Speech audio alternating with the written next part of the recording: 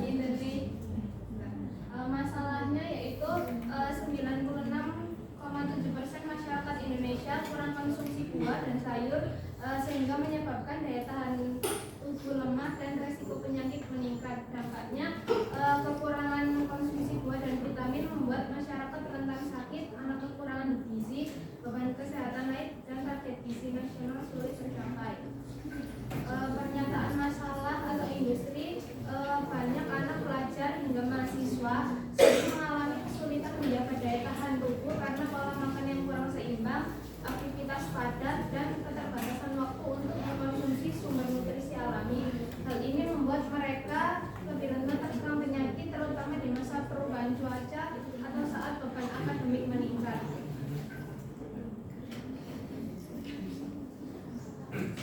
Baik, selanjutnya adalah analisis masalah. Yang pertama adalah stakeholder yang berpengaruh. Soal ini mempengaruhi anak-anak remaja yang rentan kekurangan nutrisi, mahasiswa dengan jadwal akademik yang padat, serta orang tua yang khawatir akan kesehatan keluarga. Kemudian dampak bagi stakeholder. Dampak negatif dari masalah ini meliputi anak-anak remaja dan mahasiswa yang lebih mudah sakit sehingga mengganggu belajar dan aktivitas sehari-hari. Orang tua yang khawatir akan kesehatan keluarga serta pekerja atau mahasiswa yang produktivitasnya menurun. Selanjutnya penyebab masalah. Masalah ini terjadi karena pola makan sehari-hari cenderung tidak seimbang dengan rendahnya konsumsi buah dan sayur. Ditambah kebiasaan memilih makanan cepat saji, aktivitas sekolah, kuliah, dan pekerjaan yang padat membuat waktu terbatas untuk memperhatikan gizi. Selanjutnya hubungan anggota atau kelompok. Sebagai mahasiswa di bidang pertanian dan kewirausahaan, kami memiliki kepedulian besar terhadap isu gizi dan kesehatan masyarakat. Masalah rendahnya konsumsi buah dan vitamin sangat berarti bagi kami karena sering melihat keluarga dan orang-orang di sekitar mudah terserang penyakit akibat imun tubuh yang lemah. Selanjutnya itu segmen sasaran konsumen. Untuk sasaran utamanya anak-anak usia 6 sampai 12 tahun, kemudian ada remaja usia 13 sampai 18 tahun, dan dewasa muda usia 19 sampai 30 tahun yang peduli akan kesehatan.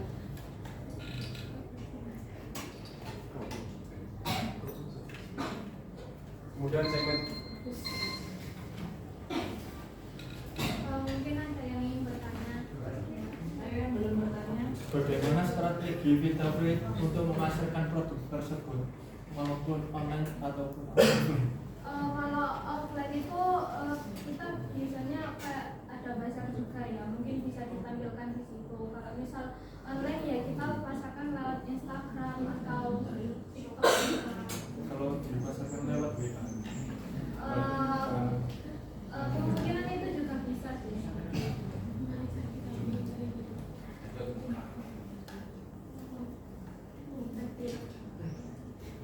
Itu untuk cara pembuatannya gimana? Sedangkan kalau per vitamin itu biasanya kan keras gitu Mas ya.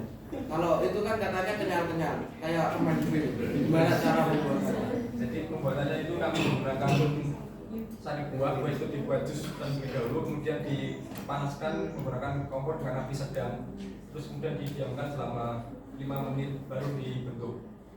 Ibu menambahkan untuk bahan-bahannya itu kan yaitu tadi dari air buahnya itu tadi, terus ditambah lemon, ditambah madu juga sama gelatinnya biar dia jadi gummy.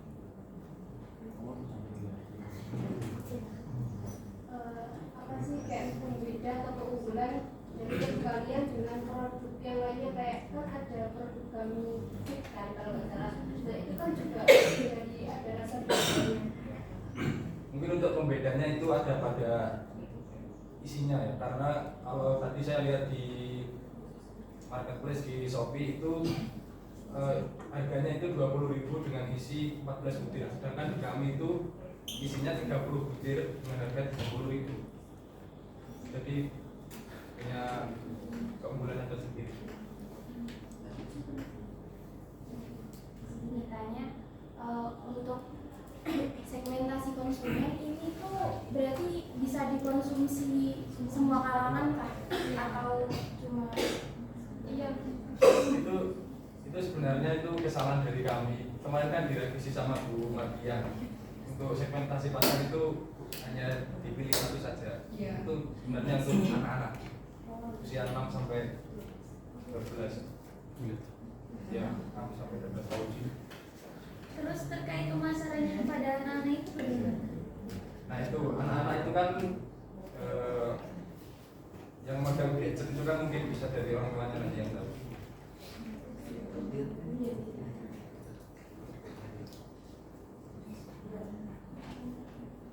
Saya yang lainnya yang belum bertanya.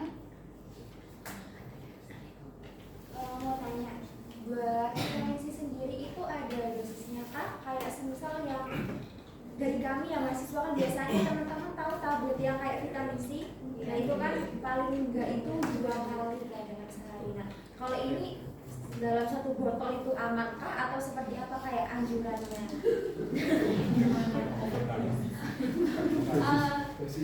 Untuk dosis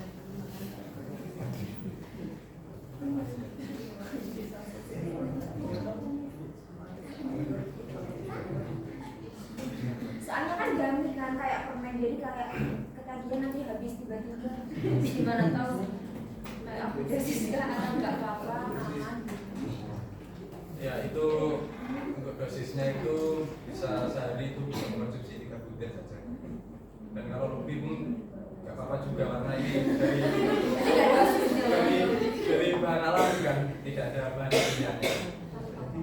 Bahan alami dari buah. Permen gami atau vitamin gami. Kalau gami walaupun tebal vitamin itu tetap ada dosis. Soalnya rata-rata gami itu cukup 1 gelas. Rata-rata gitu. Kalau 3 kali banyak makan makan.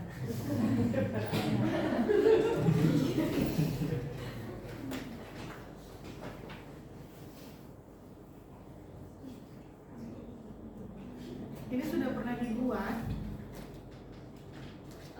Belum.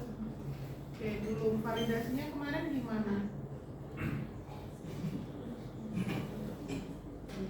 Untuk validasinya kami berikan kepada mahasiswa.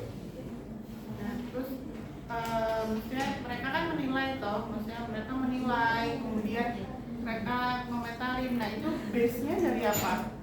Saya hanya menjelaskan produknya seperti ini aja atau gimana kalian? Iya, kalau itu cuma lewat menjelaskan aja sama itu namanya perannya dikasih lihat cara pembuatannya apa cara membuatnya kan, terus katanya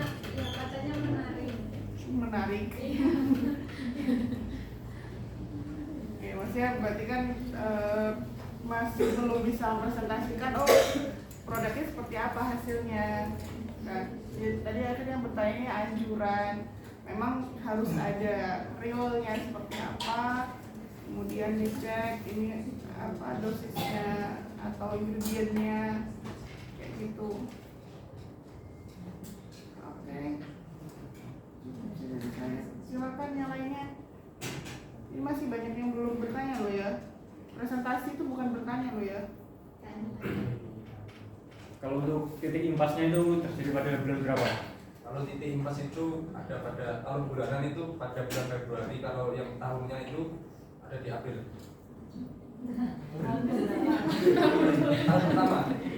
Tahun pertama itu di bulan Februari udah. Oh, jadi kalian dua analisis Iya. pakai tahun. Iya. Kalau bulanan berarti kalau tahunan apa? Iya.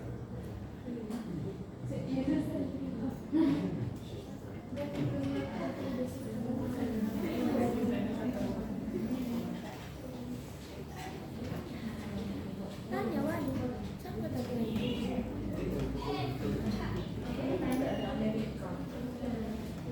Tadi itu mau lanjutin pertanyaan yang dari Zanzibar, ini kan terkait dosis. Terus tadi ini kan sasarannya ke anak-anak. Itu sudah aman banget karena kan ini berbahan protein ya. Itu kalau di lazim itu kayak ngaruh banget gitu ya kalau dicampurin ke bahan vegetarian apa? Buah-buahan itu vegetarian. Berarti kalau itu emang kalau cara buatnya emang pakai gula. Nah mungkin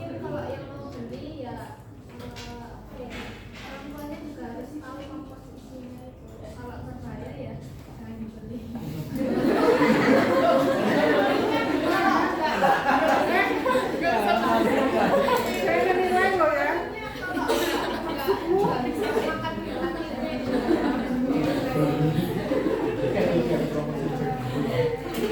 Sepertinya Tidak memaksa. Tidak ya.